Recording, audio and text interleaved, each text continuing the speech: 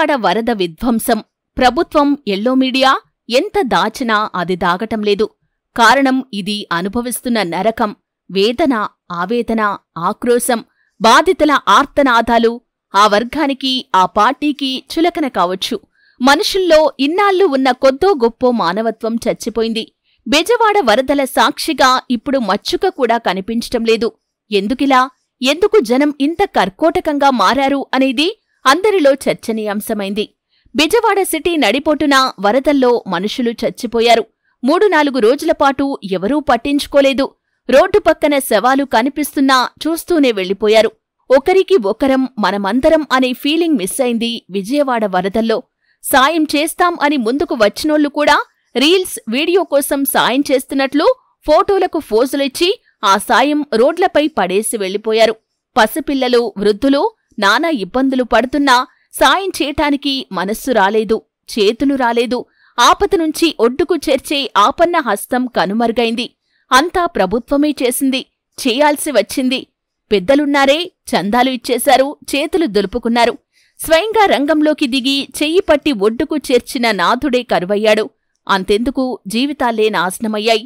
చేతిలో చిల్లి గవ్వలేని బాధితులను ఆపదలో ఆదుకోవలసిన బోట్లు సైతం దోపిడీ చేశాయి.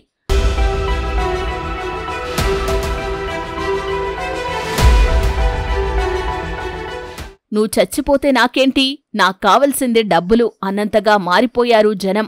ఓ అపార్ట్మెంట్లో నివాసం ఉంటున్న వ్యక్తి చనిపోయాడు. ఆ కుటుంబం 2 రోజులు అలాగే ఉండిపోయింది.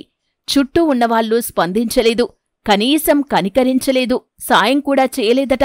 గతంలో ఎప్పుడు ఏ విపత్తులు వచ్చినా సాయం చేసే 4 చేతులు కనిపించేవి. విజయవాడ విలయంలో మాత్రం 4 చేతులా సంపాదించే వ్యక్తులే కనిపించారు.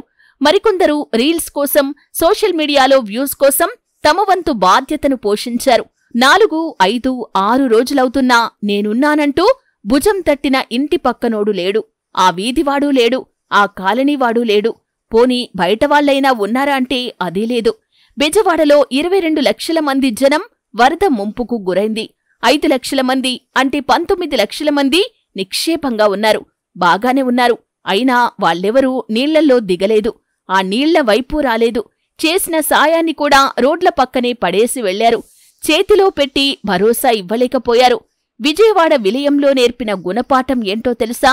ఎవరికి వాళ్లే కృష్ణా తీరే, ఎవరి చావు వాళ్లు చావండి అని కళ్లకు కట్టినట్లు చూపించింది, చూపెట్టింది.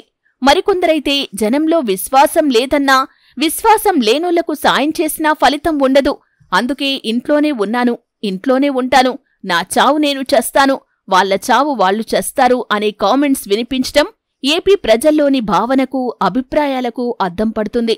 కలికాలం కదా, ఎవరు చేసుకుంది వారే అనుభవించాలి.